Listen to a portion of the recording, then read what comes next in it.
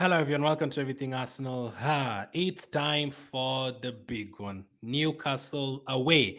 Not our first test of the season, probably still one of our biggest tests of the season. Obviously, we've been through some tough games against Man City at home, Sevilla away, and all those teams. We've already played Chelsea, already played Man United, already played Tottenham. I think Newcastle, apart from Man City, I think Newcastle is the second toughest test away from home. If this was at the Emirates, I'd be like, yes, we are going to win this game. But at the St. James's Park, it's tough. They've already beaten Man City there in the Carabao Cup. They already trashed PSG there in the Champions League as well. Recently, they went to Old Trafford with their C team and thumped Man United 3-0. They're a very good team. Even with injuries, just like us, they're missing Isaac, they're missing Jesus, they're missing Harvey Barnes. We are missing several other players, Timber, Partey. There's injuries, but still, the atmosphere at St. James's Park is always very, very brutal for opposition teams. Last season, we went there and people are expecting them to beat us 3-0. I saw 4-1 last season, but we managed to go there last season and win 2-0. It's obviously different this season and last season. I mean, it wasn't that far back. I think it was like April or something. So it's not like a year back or anything. It's like 4 or 5 months, 5 months ago, something like that. It's still going to be a very, very tough match. This is the kind of game, if we go to Newcastle and pick up a win, that's a huge result. That will be 11 games unbeaten. And then you look at your fixture list, you're like, listen, we've played Newcastle away, we've played Man City already, we've played Tottenham already, and we're now going to play the likes of Burnley, Wolves, Luton, and you can keep this unbeaten run until next year if you get through this game against Newcastle. There's still tough games coming up, obviously, Aston Villa and Liverpool, but let's focus on this particular game, Newcastle against Aston. Not an easy game. Newcastle started the season in shaky manner. They lost to Man City. They also lost to Liverpool. Liverpool are down to 10 men in that fixture. I think they lost like the first 3 games, something. They won the first one against Aston Villa, I think, by a heavy score, and then they lost like the next 2 games after that. But since then, they've picked up form. They've been winning games that you expect them to win, like against Crystal Palace in Europe. Yes, they lost to Dortmund recently, but they're still a very good team. Players like Wilson, Almiron, Gordon is playing really well this season. Maybe a good thing that Isaac and Tonelli are missing, but defensively, last season they had one of the best defenses in the league. This season they've conceded a few goals here and there, but still, the likes of Trippier, when it comes to attacking, is not even a defender. Like the number of assists he gets in the season is incredible. Dan Burn, when you go to the midfield that we played against West Ham, we cannot play that midfield against Newcastle. We are going to be absolutely obliterated. Like if we went there with Fabio Vieira, Jorginho, and Havertz all together, would be absolutely smashed. Now, the thing is, we've talked about our second team since yesterday. I expected more from the players, but what I've realized is maybe if we play all of them together, Jorginho, Vieira, Nketiah, Nelson, Jorginho, all of them, Havertz, all of them together, it doesn't work. Maybe if you bring in, Trossard in the team next to Odegaard and Saka, it's no difference. Maybe if you bring in Havertz next to Odegaard and Rice, even if he doesn't play well, I mean, we don't really suffer because Rice and Odegaard are there together as well.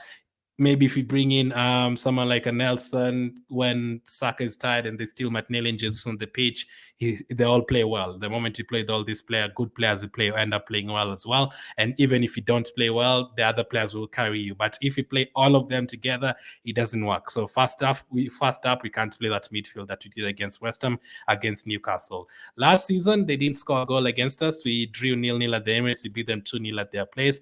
But they're still a very good team. These days, they go toe-to-toe with the big teams, whether it's Man City, whether it's Man United. They reached a final last season of the Carabao Cup. This season, I'd not be surprised if they reached another final in the Carabao Cup as well, and maybe go through their Champions League group. They're doing well in the Premier League. I'd not be surprised if they get, I think they will definitely get another European spot. I'm not sure if it's going to be the Champions League or the Europa League. They're a very good team. The likes of Joelinton in midfield, Willock. We don't want Willock to score against us. Definitely not. This will definitely test us. We are very good away from home, apart from the West Ham game and the Lens game. If you ignore that, in the league, we are very good away from home. Already this season, we've gone to Chelsea. They almost beat us. We scored 2 late goals. There's others you expect us to win, like Bournemouth. You went there and won. Everton, you worked hard, got a 1-0. Crystal Palace, you worked hard, got a 1-0. We play well away from home. We play really, really well. And I think this is the kind of game. After the West Ham loss, I didn't want us to go out to the Carabao Cup. I wanted that trophy. But losing that, the very next game you beat Newcastle and you beat Sevilla, then it makes sense why you rested players and all that, and why you didn't bring them on at halftime and all that. I'm not dreading the game. Like last season, I think I was very scared of this game because it was like very close to the title in April, and you're like, you have to win this game. I think even if you don't win and you draw, I don't think it's a huge. I think it would be a good draw. But if you go there and win, I definitely want us to win. I think that would be absolutely amazing. Last season we went there, we watched the game. They hit the post like 2 or 3 times. The first one was like in the first 30 seconds of the game, and then they hit the post again in the second half. But we got our chances and we scored. I looked at the lineup as well. We actually started Jorginho last time we went to Newcastle, and he played well. He actually assisted Odegaard's goal that day, the first goal of the game. But you don't want to be overrun because Newcastle are pumped for this. They've just beaten Man United. They beat Man City early on in the Carabao Cup as well. They are doing very, very well. You don't want to go there and start slowly because they could easily be 2-0 up against it within the first 10 minutes. I remember also last season they played Tottenham and they had like a 4-goal lead within the first 20 minutes. So you don't want that to happen as well. So we want a quick start. This is the kind of game I want us to play like last season. If we can get a quick start, it would be great. But if we can also manage the game like we did against Man City that day and get a 1-0, why not? But it's definitely not going to be an easy game. This is the kind of match I wish like Timber was there or Partey was there. I'm starting to miss them. I feel like we needed another midfield, and maybe it was a mistake because now Partey is out, and now I've looked at that midfield. I'm like, who will play next to Rice and Odegaard? It's very, very difficult to decide. The kind of game as well that Newcastle, maybe a few Newcastle fans fear this game. Maybe some of them are expecting to win. Some in the Arsenal fans, some are fearing the game, some are expecting to win. Depends. I think whoever gets 3 points here will have a very big like November, December coming up. And both teams have Champions League games in midweek. They are playing Dortmund. We are playing against Sevilla. Maybe in the Champions League at the moment, I think we've both lost one game. We've won 2, they've won 1, but I think we're kind of in a similar position. But for them, they kind of have to go Dortmund and not lose. If they lose that one, they're probably out of the Champions League. For us, I think it's a home game, so probably a better place than them. But still a very tough game. Still a very, very tough game against Newcastle. If you go 10 years back, this game was a game that we always won. Some bad memories there. Obviously, the 4-4 that they came from behind. There's a time they beat us. Was it? I remember the player who scored. I think they beat us like 2 goals. I think it was Ayoze Perez or someone who scored against us for Newcastle. But we've had some good memories, especially last season. So, which kind of lineup will do the job against Newcastle? Which kind of lineup should Arteta go for? So I've picked mine, and without wasting any more time, let's start with the goalkeeper. I think David Raya returns in this one. For me as well, he returns in this one. Ramsdale was quite good actually last season when he played Newcastle. He made a very good save from a point blank head. I think it was Shaw or someone for Newcastle. But Raya comes back into this team. It starts for me, aerial balls and all that, corners, free kicks. Hopefully he's able to deal with that. Back 4, I think it's very easy. Tomiyasu comes in at left back. Another tough away game. That is why he played Tomiyasu. We know the kind of games we want Zinchenko to play. Gabriel and Saliba. Saliba back in the team. He rested for the 90 minutes against West Ham. Ben White scored an own goal. He actually, funny enough, he scored an own goal a couple of seasons ago when he played Newcastle away from home. They killed our Champions League dream back in 2021, 2022. But he starts in this one 100%, hoping that back 4 can do a madness and keep a clean sheet. That will be my back 4. Hopefully Gabriel and Saliba are able to deal with Wilson like they did with Haaland. Ben White will have a tough job against Gordon. Hopefully he's able to deal with it. And Tomiyasu will be up against Almiron. Hopefully he's able to deal with it. And also Jacob Murphy can come in any of those swings as well. So hopefully our fullbacks can deal with the threat. Midfield wise, I mean, if Partey was available, easy. Partey, Rice, and Odegaard. But I've been thinking about it now. As I said, Jorginho played really well last time we went to Newcastle. He assisted the goal that we scored, Odegaard's goal that day. He played well. But I'm sure if Partey was there, we wouldn't be putting Jorginho in the team. He won every single duel against West Ham, but you could tell like we were overrun very easily with Soucek up against Havertz and Vieira and Jorginho. It is a bit easy for them. And yes, they're missing Tonali, but Joe Linton is there. Bruno Guimaraes is there. Long stuff all of a sudden is playing like Paul Scholes combination is Steven Gerrard. You have to be very careful with all of those players. So for me, midfield, could you go for Rice as number 6 and then attack and go for Trossard in the number 8 or someone like that to really go for Havertz? Or would you go with El Neni? I remember El Neni scoring at St. James's Park a couple of seasons ago as well. I think there's no other option. That is why you're going to be forced to go with this one. I will go with Jorginho in midfield next to Declan Rice and Odegaard. Hopefully, Jorginho is able to control the game better. Then, hopefully, with the help of Declan Rice in midfield, he can look good and he can help us with those passes, long passes to the wingers. So, Jorginho, Rice, and Odegaard for me. Odegaard, hopefully, the goal does help him. The goal is scored against West Ham. Be it was basically useless in terms of the result.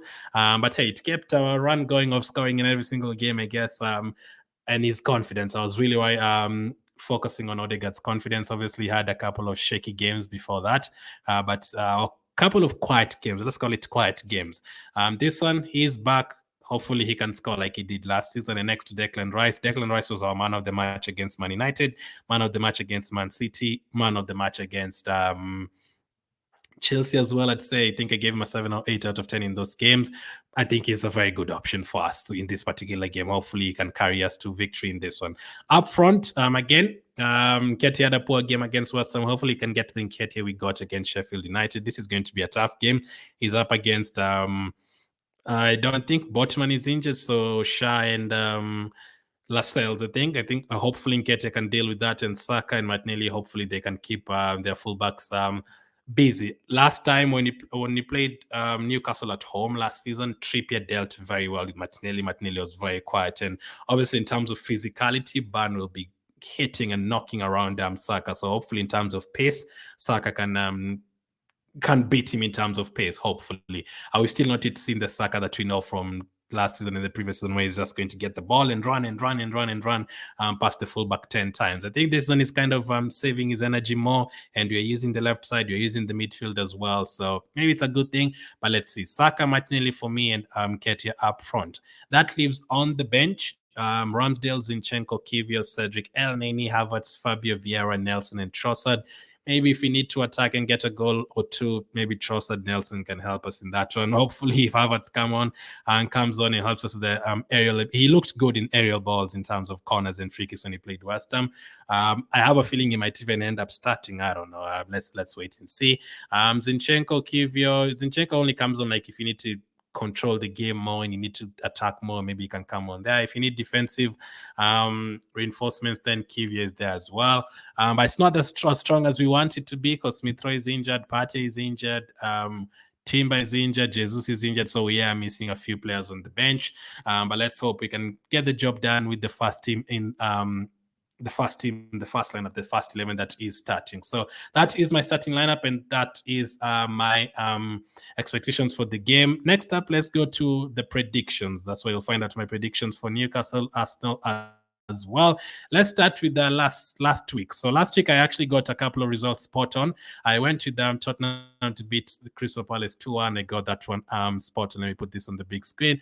And then I went with Chelsea to beat Brentford. I was wrong. Brentford won. I went with 1-1 between Burnley, Bournemouth. Bournemouth scored late on to make it 2-1, close with that one. I went with Arsenal 5, Sheffield 0. Got that one spot on.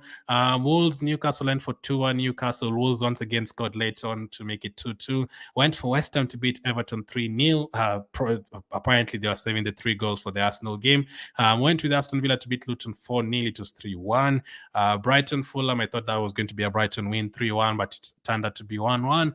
Liverpool, Forest close with that, went for 3-1. It was 3-0.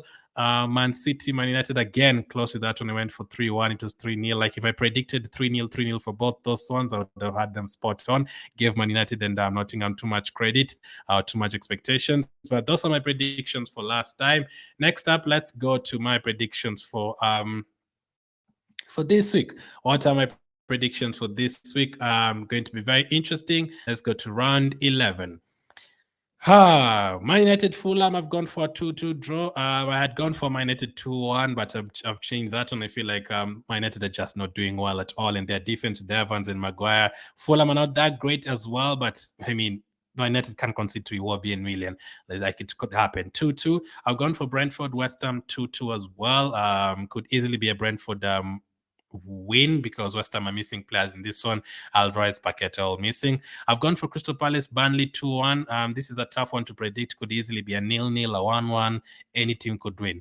Everton, Brighton. I wanted to go for a draw, but I've gone for Brighton to get a 3-2 win. Everton have picked up a three good results recently, but I've gone for Brighton 3, Everton 2, Man City 3, Bournemouth 0. I think that is easy. Could even be 5 or 6 or whatever. But since Bournemouth picked up a win last time, I've gone for 3-0. Maybe they will show themselves maybe in the first half or second half. I've gone for Wolves to beat Sheffield United 2-1. Newcastle, Arsenal, I've gone for Arsenal to win that game by 2-1. Aston Villa 3, Nottingham Forest 2. I think another high-scoring game there. Liverpool, Luton 3-0. Liverpool win easy. And then the big one, Tottenham, Chelsea. I've gone for Tottenham 2, Chelsea 1. So I've gone for Arsenal to beat Newcastle, Chelsea to lose to Tottenham. If it turns out that way, the table remains the same between Tottenham, Arsenal, Liverpool, and Arsenal, Tottenham, Man City, and Liverpool at the top. Man City, hopefully they don't get too many goals. I think we are tied in terms of goal difference at the moment. I think they could be ahead of us this week, so we could drop down to third because Man City will get a few goals against Bournemouth unless we get 3 goals against Newcastle, which will be shocking. So we could be down to third this week, but hopefully we can pick up a win. If we pick up a win and drop to third, that's fine. Next week we have Burnley at home. Maybe you can get the goals there. So let's see how it turns out to be. Tough game this weekend. Let me know your prediction. Let me know what you're expecting. Thank you for watching, and I'll catch up with you on the next